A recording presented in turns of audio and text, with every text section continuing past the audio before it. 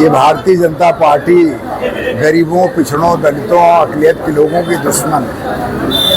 ऐसे में आज आवश्यकता है कि हम सब लोग खड़े हो करके जो ये भारतीय जनता पार्टी महंगाई, बेरोजगारी, आतंक पैदा कर रही है, उसके खिलाफ खड़े होकर के, लामबंद होकर के, ज्ञानेश्वर मिश्रा जी ने जो नारा दिया था, बोल जवानों हल्ला बोल, सांप्रदायिकता पे हल्ला बोल, पूज्यवाद पे हल्ला बोल, अन्याय पे हल्ला बोल, दमन पे हल्ला बोल, उस नारे को बुलंद करना होगा।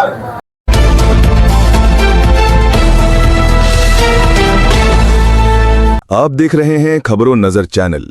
खबर यूपी के जिला आजमगढ़ से है, जहां समाजवादी पार्टी कार्यालय जनपद आजमगढ़ पर समाजवादी विचारक, प्रखर वक्ता, छोटे लोहिया के नाम से विख्यात पूर्व राज्यसभा सांसद स्वर्गीय ज्ञानेश्वर मिश्र जी की 93वीं जयंती उनके चित्र पर पुष्प अर्पित कर मनाई गई।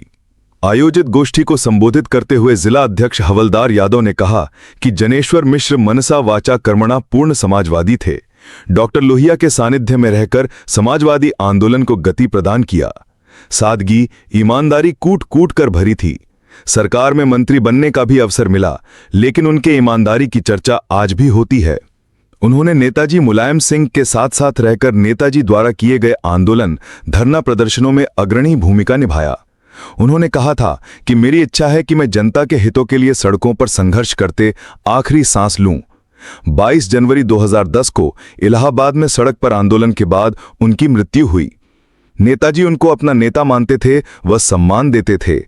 हम लोग संकल्प लेते हैं कि उनके विचारों व आदर्शों पर चलकर सन 2027 में अखिलेश यादव के नेतृत्व में समाजवादी पार्टी की सरकार बनाएंगे। कार्यक्रम में पूर्व सांसद नंद किशोर यादव, जिला पंचायत अध्यक्ष विजय यादव, विधायक डॉक्टर संग्राम यादव, पूजा सरोज, राम प्यारे यादव, अजीत कुमार, विवेक सिंह, हरिश्चंद यादव, जवाहिर यादव, जगदीश प्रसाद, हंसराज यादव, सूरज राजभर आदि नेता, पदाधिकारी व कार्यकर्ता उपस्थित रहे। स्वर्गीय ज्ञानेश्वर मिश्रा जी समाजवादी आंदोलन के अग्रणी नेताओं में थे। वो डॉक्टर लोहिया के सिद्धांतों पर चलने वाले सोशलिस्ट पार्टी के बड़े नेता थे और हमारे नेता, हम सब के नेता, गरीबों, मजलूमों के नेता धरती पुत्र मुलायम सिंह यादव जी के साथ रहकर हमेशा समाजवादी आंदोलन को बढ़ाने का काम किया। नेताजी मुलायम सिंह यादव जी भी ज्ञानेश्वर मिश्रा जी को अपना नेता मानते थे और कहते थे ज्ञानेश्वर जी से बहुत कुछ सीखने का मिलता है। वह एक ईमानदार, निष्ठावान, राष्ट्रभक्त नेता थे और उन्होंने पूरे जीवन समाजवाद के आधार पर काम किया और समाजवाद को जिया।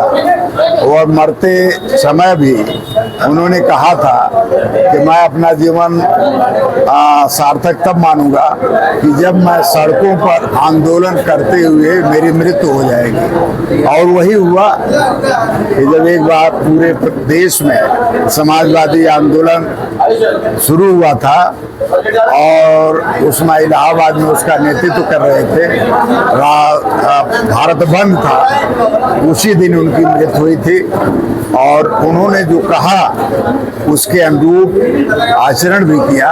इस तरह का नेता हिंदुस्तान में बहुत कम लोग हैं। आज के अवसर पर हम लोग सब लोग उनके आदर्शों, सिद्धांतों पर चलने के लिए संकल्प लेते हैं और आने वाले दिनों में 2027 में समाजवादी पार्टी की सरकार बनाएंगे, अखिलेश यादव को मुख्यमंत्री बनाएंगे। यह संकल्प हम लोगों ने लिया। अपने भाषण में सामंतवाद, पूंजीवाद का जिक्र किया, चर्चा की आपने। देखिए, पूंजीवाद चरम सीमा पर, सामंतवाद, सांप्रदायिकता चरम सीमा पर, अन्याय, अत्याचार चरम सीमा पर। ये भारतीय जनता पार्टी गरीबों, पिछड़ों, दलितों, अक़लियत के लोगों की दुश्मन है। ऐसे में आज आवश्यकता है कि हम सब लोग खड़े हो करके जो ये भारतीय जनता पार्टी महंगाई, बेरोजगारी, आतंक पैदा कर रही है उसके खिलाफ खड़े होकर के लामबंद होकर के ज्ञानेश्वर मिश्रा जी ने जो नारा दिया था,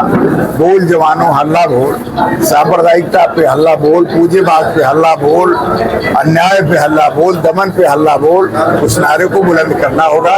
और आने वाले दिन 2027 में समाजवादी पार्टी की सरकार बनने से कोई रोक नहीं पाएगा। एक खतरा मंडला रहा वोटर लिस्ट को तो वोटर लिस्ट को लेकर का कहना है यूपी में अगर इस तरह का परसेंटेज कम हुआ। देखिए, यह तो बिहार से स्पष्ट हो गया। बिहार में जिस तरह से SIR के आधार पर, स्पेशल स्क्रूटनी के आधार पर वह बिहार में पूरा वोटर लिस्ट बदलने की मंशा उनकी थी, वह सुप्रीम कोर्ट ने उस पर रोक लगाया और अभी वह मामला चल रहा है।